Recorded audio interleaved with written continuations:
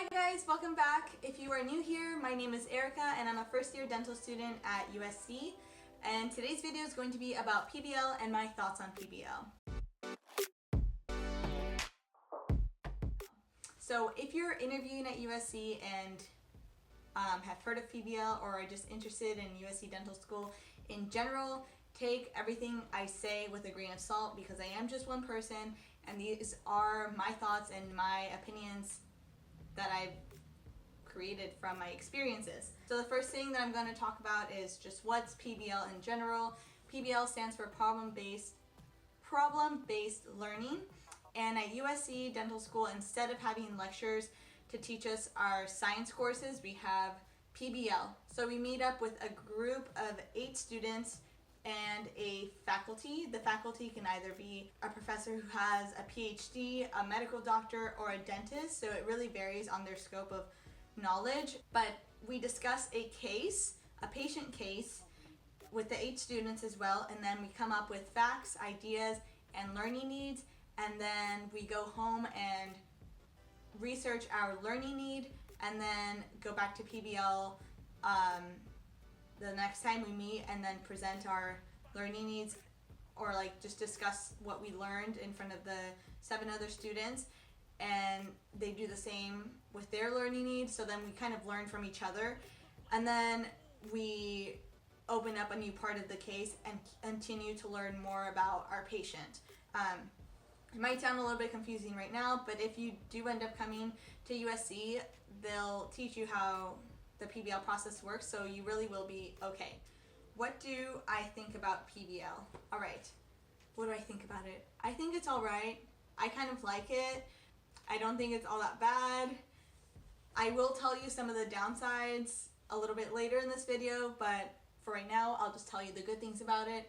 It allows you to be curious. So for me, I'm a very curious person and I do like to ask a lot of questions. I have so many questions to ask, and PBL allows you to do that because you can discuss anything you want, hopefully relating to your patient. So if you go off topic, then that defeats the purpose. But hopefully your facilitator or your group members will bring you back to the patient case. You meet twice a week. You do a lot of the work at home. You can do it from home on your computer because you're given access to this online library, so you can look up any book you want, any article you want for free using your laptop. So that's really nice because we're giving all the resources, but the thing is we're given so many resources that it's hard to know what to use. So that's maybe one of the downsides. How was transitioning from lecture-based learning to problem-based learning? So in undergrad, yes, I did have lectures, so I have experience learning my science courses through lectures, and I've experienced learning my science courses through this thing called problem-based learning, PBL. Transitioning, it wasn't that bad. To be honest, I didn't choose to come to USC because they had PBL. I didn't think about it too much. I didn't see it as a bad thing or like the best thing ever. I chose USC for many other reasons, but the transition wasn't that bad. They do a great job of teaching you what to do, and the first PBL case isn't graded, so if you do really bad on your first PBL case, you learn from it and then do better the next time. The part that was hard, I guess, is studying for the exams. Actually, this part is hard. This is probably one of the downsides of PBL, the way you're tested, because there isn't much structure. So in PBL, you do basically do everything on your own. You have to learn everything on your own and then figure out what you need to know for the exam on your own. There is some guidance though. After you're done with every case, USC does put on a resource session, so you do get one lecture for every case you do that helps you study for the exam. But sometimes the resource sessions are like really difficult and abstract, and not everything is on the midterm anyway, so I don't know that part. I don't know why it's like that, but that's definitely a downside. But sometimes the resource sessions are really helpful and you basically just study everything from that lecture and that PowerPoint that's given to you.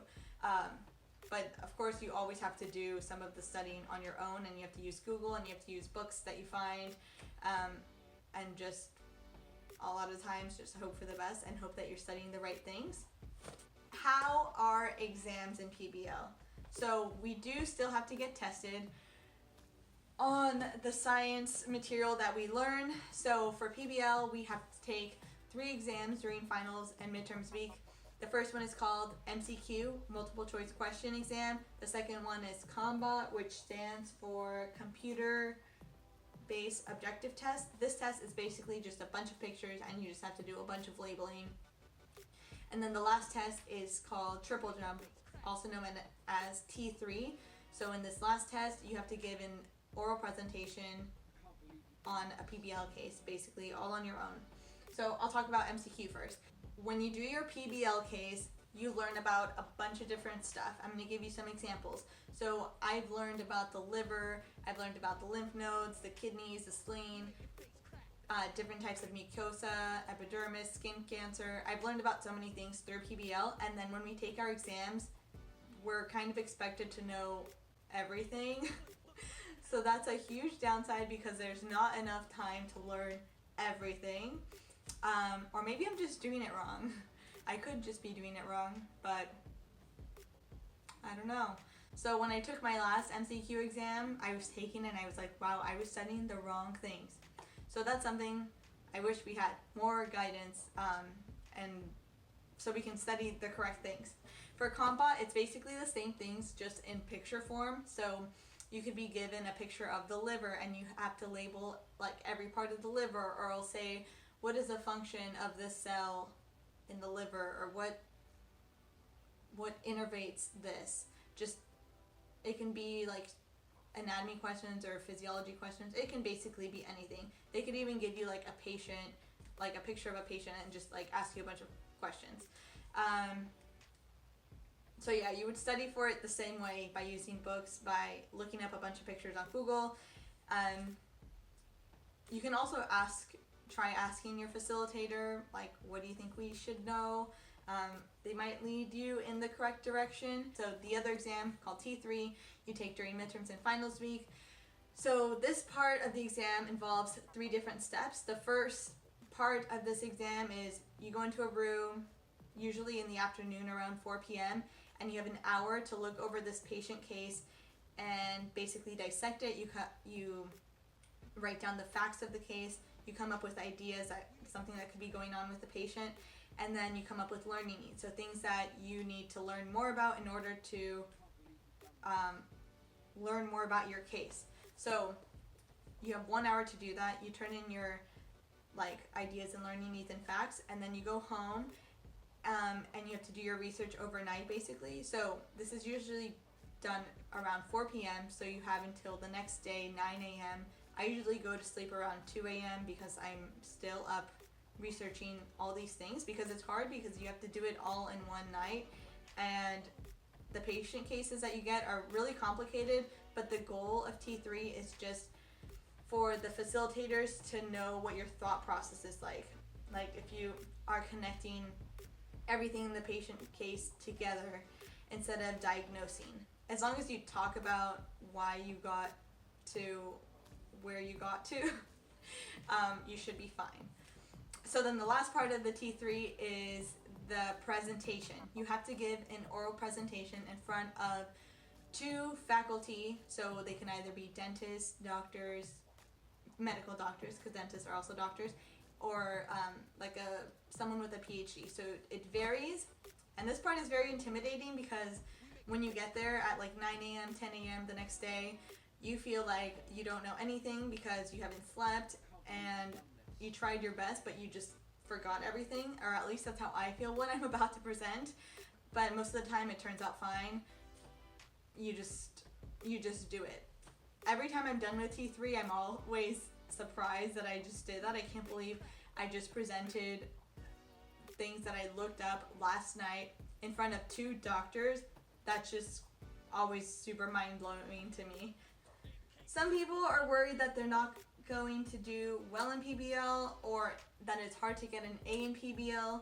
I don't know how to answer that question. I didn't get an A in PBL. I got B's in all my PBL classes, but I also don't really consider myself an A student.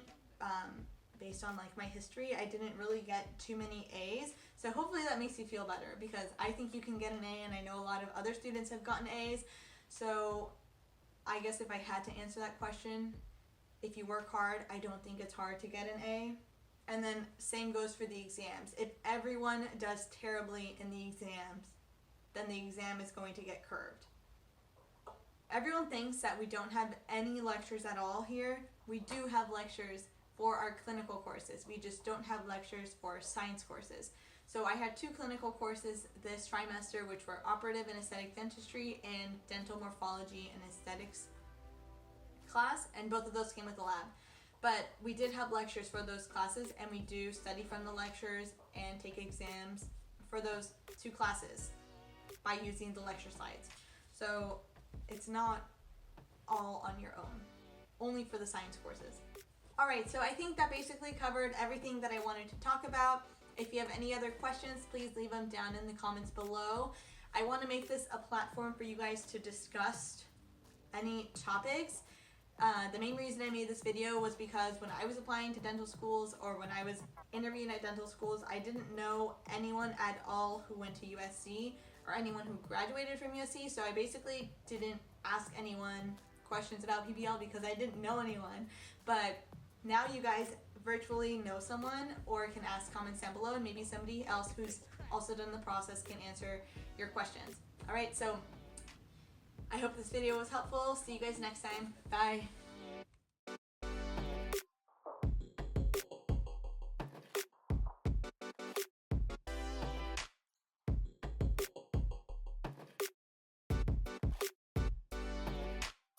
We make it